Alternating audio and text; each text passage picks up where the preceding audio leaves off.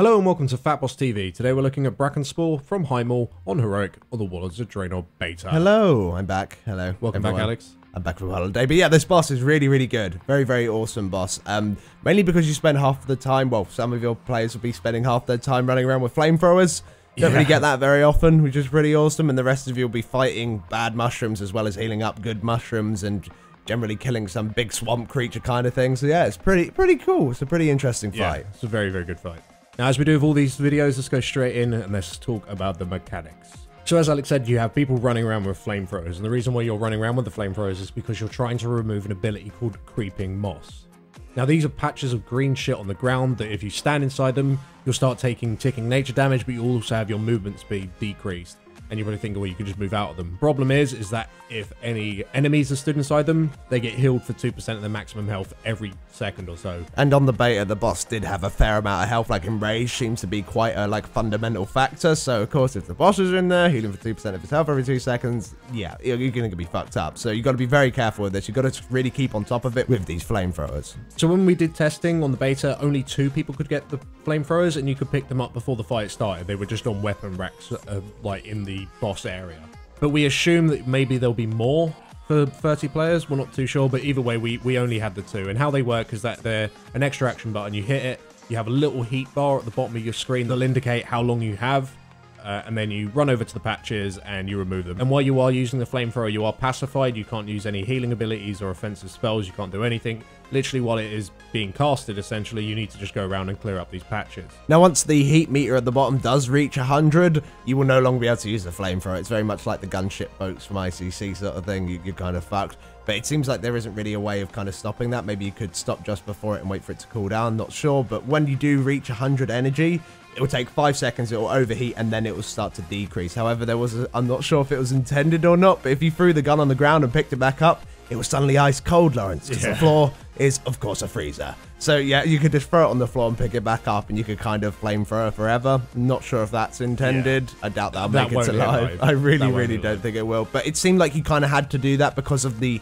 amount of creeping moss with the lack of flamethrowers. So, once again, we think there'll probably be more flamethrowers later on, or maybe the creeping moss will be slightly different or something like that. But yeah, it's pretty easy.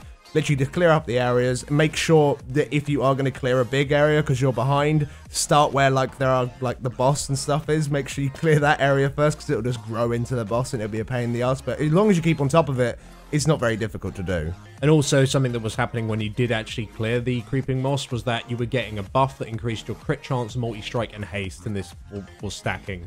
And every 3 seconds of having this buff, an application would be removed. Yeah, so it would slowly but surely go down and down and down. Yeah. It didn't really seem to be that much of like a hooray, but I guess it's more of like a consolation prize. Yeah, it's like you had to do this slightly shit job. Here you go, have some damage increasing stats. Yeah. But yeah, sort of felt irrelevant. But that's how that creeping moss mechanic, just clear it out with the flamethrowers and that's it. Now, of course, because it is a boss in World of Warcraft, we've always got our favourite tank debuff. Woo, bring 2 tanks. We have to now. Yeah, it's just a dart called Rot. And it just does nature damage to your tank. Taunt when you think it'll be the right time to taunt. You know, like on 4 or 5 or 10 or whatever. Whenever it drops, just taunt it. Very simple. But there is actually an interesting tank mechanic, thank fuck, which is Necrotic Breath. Now, what this is a frontal cone breath that will deal like high amounts of ticking nature damage to anyone within the cone. So, of course, make sure there's only one person in there, which is your main tank. And the main thing about this is that it will reduce the amount of healing that they take throughout this breath by 99%. So they've got to be fully topped up and use like an active mitigation because you ain't going to be able to heal them during it. And the last mechanic that the boss himself does is infesting spores. This is just an AoE on the entire raid that will sort of stack up over a short period of time. And then once it has reached its full stacks, it will do quite a large amount of damage to the raid. It's sort of like ramping up dot damage, I guess. Yeah. For every time this did kick in, we tried to use a raid cooldown, but it didn't always feel necessary because this is pretty much the only thing that will be damaging the raid. There's no other real damage going on, providing the rest of the fight is done properly. Now, throughout the fight, you'll have the help from some mushrooms that spawn. There's green ones and there's blue ones. Now, for these mushrooms to help you when they do spawn, and they seem to spawn in random areas of the room, once you've healed them up to full health, they'll then start doing their ability. And then they'll start to decay. So it's important that once the healers have actually healed them up to full, that they keep healing them. Otherwise, they'll just die, and then you won't get any of the effects from the shroom itself. However, the shroom's like internal ticking damage, so like the decay that it's sort of getting, it does ramp up to a point where it'll kind of one-shot itself. So you can only have it for a limited amount of time, but of course you do want to keep that up for as long as possible because the effects that you get from these shrooms are fucking awesome. So the first one that you'll see, which is the green one, which is Living Spores. Now all this does is that it will heal, once it's like got up to 100% health, it will heal all units within 20 yards for 25k every second, which is like 60 tranks on top of each other. Yeah, this is just a big old fucking heal. So if this shroom is up while Infestive Spores is going on, it's really, really useful because it just helps you heal the raid. It means you don't really need to use raid cooldown. And you could even time the shroom. So you could heal up the shroom to like 90% health, and then when an Infested Spores come in, instead of healing the raid, you could just heal the shroom. Yeah. Get it to 100% health, and then that could heal the rest of the raid. But really, it only needed to be up for that point, and really didn't need to be up for it at all. It was more of just a bonus, just to make your healers' lives easier. But another thing that makes your healers' lives easier is the blue shroom that spawns, the Rejuvenating Spores. Now what this will do, once you heal it up to 100% health, it will increase nearby players' haste by 30%, so you pretty much get like a bit of a bloodlust effect, as well as it increases your mana regen by a ridiculous amount. Pretty much you can't go oom. Yeah, it's impossible to go oom. So it's just ridiculous. Whenever you do have these blue spores up, you just want to spam heal them, get everyone over there. And like one thing that you do have to do is kind of bring the boss over to it so the melee can receive this effect. And even the tanks, like the 30% haste for the tanks isn't a bad thing. Yep. So bring everyone over to it, have a nice little party under the blue shroom, spam heal it so you have this 30% haste for as long as possible.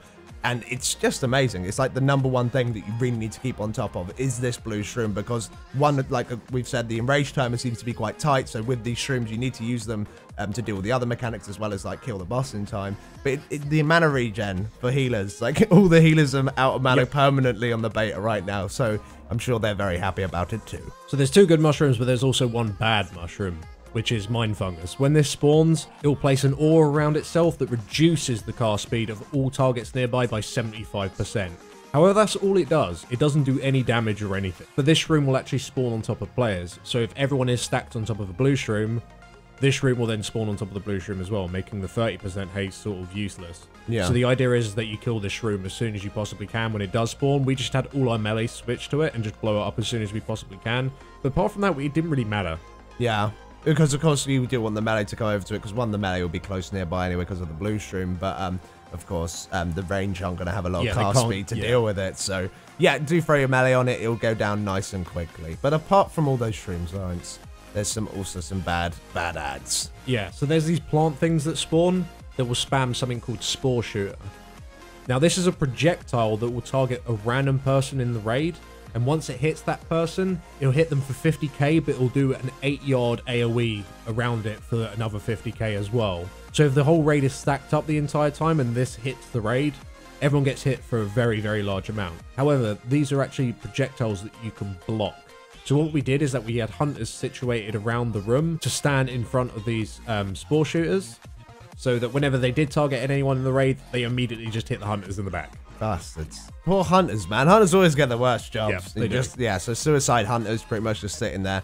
But we didn't ignore them completely. We did still dot them down. You still want to kill them. But ultimately, while they were up, just to prevent the raid from taking all this AoE damage, you just need to put someone in front of it just to take the spore hit. And the last thing that you'll see in this fight is a big fucking swamp monster that crawls out of the swamp, and he's a bastard. Yeah. And he just basically, he'll go up to your tanks. You want to pick him up, but he's got some pretty horrible abilities. Mainly, he has a stacking 10% attack speed, damage dealt, and cast speed increase, which, like, it just basically means it's going to do a shit ton more damage. However, he has got an ability called Decay, which is an interruptible cast that will do 100k damage to your whole raid. And he kind of, like, spams it a little bit. You need, like, 3 people in a rotation. Of course, he'll get a faster and faster cast speed increase, and eventually you won't be able to interrupt it. So this guy is pretty much #1 priority. Yeah, and the thing is with this guy is that he spawns on a set timer, which means that if you don't kill the first guy quick enough, you could have 2 of them up at the same time, which then means you need 6 interrupters, which actually happened to us on the first few pulls. We didn't realize how significant this ad actually was. But ultimately, you need to kill this ad as soon as you possibly can. He's the most important mob. He just needs to flat out die. Even if there's 5 spore shooters up, you still need to kill this ad instead. Yeah. The spore shooters you pretty much just dot when they spawn and then switch the ad. Apart from maybe the Mind Fungus, you probably kill that maybe quicker, but that's because it has like no health. Well, and the fact that it's reducing your damage. Yeah, he actually lowers your damage on the big ad. So. Yeah. But pretty much the entire fight was just how long can you keep the rejuvenating spore, the blue mushroom, how long can you keep that up just so you can keep the buff up, and then just kill ads. Yeah, and of course, have a couple of people set fire to shit. Yeah. But yeah, it's a pretty interesting fight, definitely. Well, I really enjoyed it as a healer. Well, yeah, it was awesome. What I played on my hunter was pretty goddamn cool as well. I really did like the fact that you were like running around setting fire to all the things, and like it was like when I first went into it, there was all these different mechanics and all these different mushrooms. Like, was this one good? Is this one good? Yeah. Is that what? So it was a little bit confusing, but that was like, of course, first pull, not really reading the dungeon journal. But yeah, really good fight, I think, overall. Nice little setting as well. It's kind of Zanga marshy. It's literally right by the Zanga Sea. So yeah, it's pretty goddamn cool. Very nice boss. So thank you very much for watching, guys. If you did enjoy the video, please do drop us a like. It helps us out a lot. And of course, we'll see you on the live stream. Thanks for watching. Thanks for watching.